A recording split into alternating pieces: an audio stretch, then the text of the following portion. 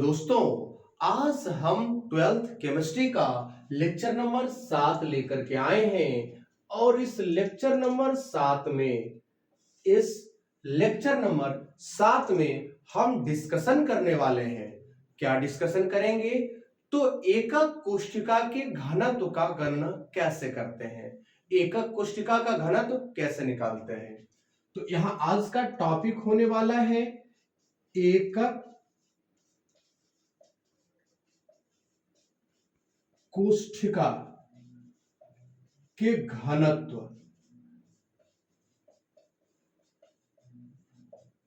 का गणना, calculation of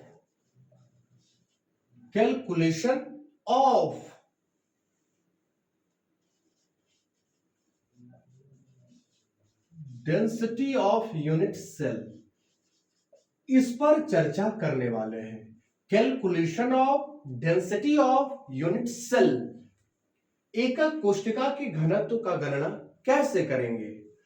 चलिए आज का लेक्चर शुरू करते हैं। शुरू करने से पहले आज के लेक्चर का कुछ खूबसूरत लाइन हो जाए, कुछ खूबसूरत पंक्तियां हो जाए। तो चलिए क्या कहता है, जिंदगी की असली लड़ाई अभी बाकी है, जिंदगी की असली लड़ाई अभी बाकी है, मेरे इरादों की इम्तिहान अभी बाकी है। अभी तो नापी है बस मुट्ठी भर जमीन हमने, अभी तो मापी है बस मुट्ठी भर जमीन हमने, अभी तो सारा आसमान बाकी है, अभी तो सारा आसमान बाकी है। इसी खूबसूरत लाइन के साथ आज के लेक्चर का शुरुआत करते हैं, आज के वीडियो का शुरुआत करते हैं। तो चलिए दोस्तों चर्चा करते हैं एकक कोशिका के घनत्व का गणना कैसे करेंगे। तो मान लेते हैं कि यह एक एकक कोशिका है जिसके किनारे की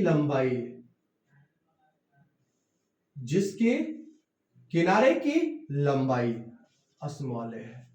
मान लेते हैं यह एक एकक कोशिका है जिसके किनारे की लंबाई a है और इसमें अवयवी कण उपस्थित है और अवयवी कण का त्रिज्या r है, अवयवी कण की त्रिज्या r है।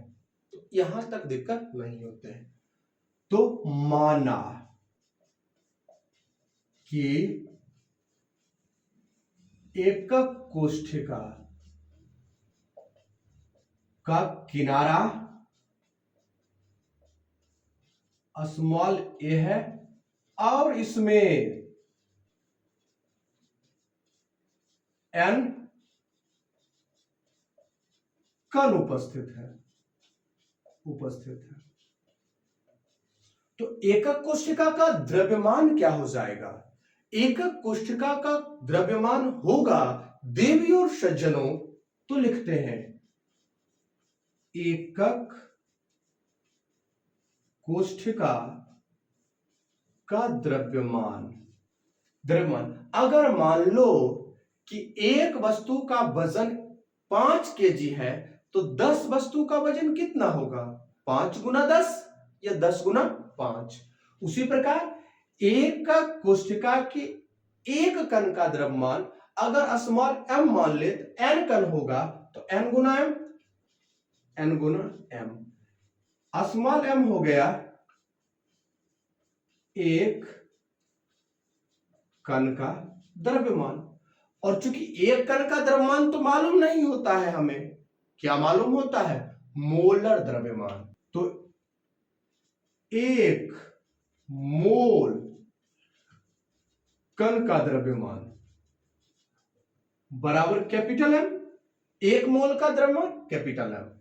तो एक मोल मतलब है ना, तो एक कण का द्रव्यमान m बट्टा n, n क्या है? अवोगाद्रो नंबर, अवोगाद्रो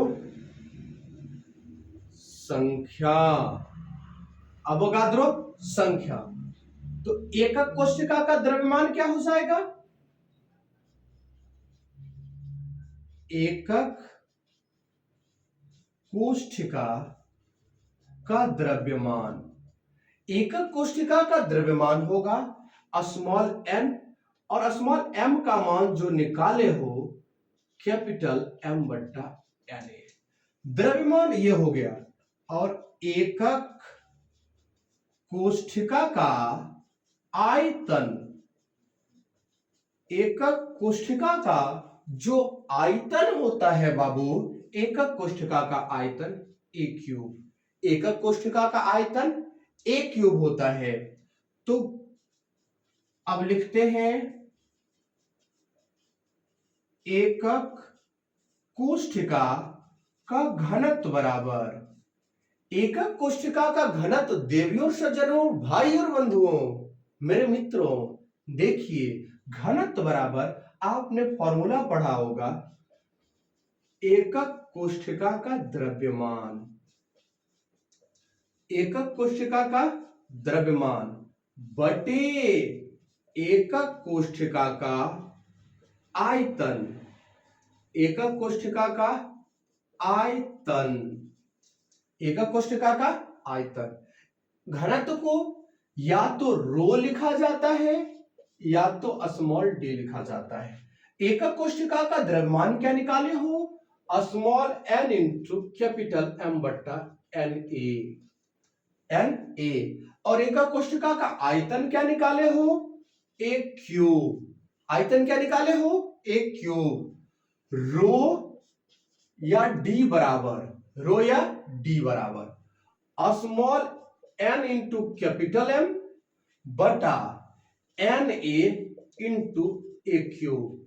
ये जो फॉर्मूला आई है, ये है एकक कोष्ठिका का घनत्व, एकक कोष्ठिका का घनत्व। देखिए फिर से देख लीजिए, एकक कोष्ठिका के घनत्व का गणना कैसे करते हैं। तो हमने मान लिया एकक कोष्ठिका के किनारा a है और इसमें n कण उपस्थित है।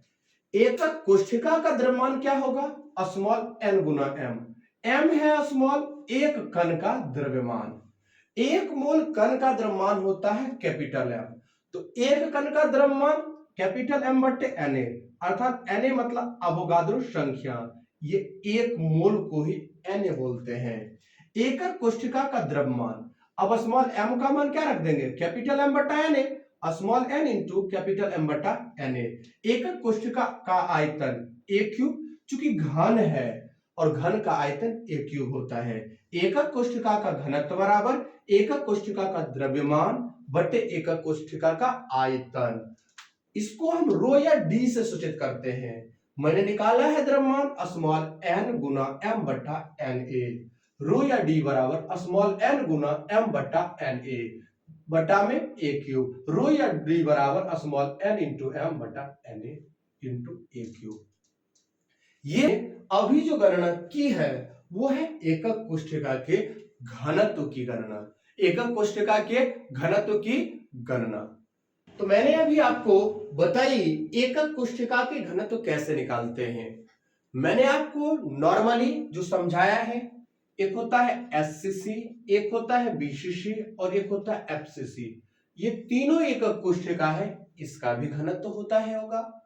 तो इसमें n का मान एससीसी के लिए, एससीसी के लिए n बराबर होता है 1, n बराबर होता है 1, और n का मान 1 रखोगे और Na का मान होता है 6.022 गुना 10 के घात 23। तो चलिए रो बराबर निकालते हैं एससीसी के लिए, सिंपल क्यूबिक यूनिट सेल के लिए। तो n का मान 1 इंटू कैपिटल M बटा 6.022 गुना 10 के घात 23 एक क्यूब, ये निकल के आया एससीसी के लिए। उसके बाद बीसीसी के लिए क्या निकलेगा, बीसीसी के लिए, तो बीसीसी के लिए होता है n बराबर 2, Na बराबर वही होगा, तो रो बराबर रखेंगे 2 गुना कैपिटल M 6.022 गुना 10 के घात 23 गुना a क्यूब, और वही अगर हम एफ सीसी के लिए निकाले, एफ सीसी के लिए निकालें तो एफ सीसी के लिए बाबू क्या होता है, तो एन बराबर 4, एन ए बराबर वही होगा, तो रो बराबर 4 गुना कैपिटल एम बटे 6.022 गुना 10 के घात 23 ए क्यूब। ये एफ सीसी का घनत्व आ गया। घनत्व का एसआई मात्रक क्या होगा, अगर द्रव्यमान को ग्राम में लीजिए, घनत्व का एसआई मात्रक, घनत्व का एसआई मात्रक आपका हो जाएगा ग्राम सेंटीमीटर प्रति क्यूब, ग्राम सेंटीमीटर प्रति क्यूब। ये होता है घनत्व का एसआई मात्रक। तो ये है बाबू आपका घनत्व का मैंने गणना कर दिया, घनत्व का गणना। अब अगला दिन का जो लेक्चर होगा, अगला दिन का जो एपिसोड होगा बाबू, उसमें हम चर्चा करेंगे इस पर आधारित कुछ न्यूमेरिकल्स क्वेश्चन। जितना एनसीईआरटी का क्वेश्चन होगा वो पहले करवा देंगे और कुछ और साइड बुक भी करवा देंगे, जिससे ना तो आपको जेईई के क्वेश्चन सॉल्व करने में दिक्कत हो और ना ही नीट के क्वेश्चन को, क्योंकि आपको एग्जाम ओरिएंटेड प्रिपरेशन करनी है और आपको हम उस लेवल की तैयारी करवा देंगे, आपको बाहर से किसी भी चीज की पढ़ने की आवश्यकता नहीं पड़ेगी। तो आज के एपिसोड को यहीं लॉक करते हैं और मिलते हैं आपसे अगले एपिसोड में। तब तक के लिए हंसते रहिए, मुस्कुराते रहिए और पढ़ते रहिए रसायन शास्त्र एम महाराज के साथ।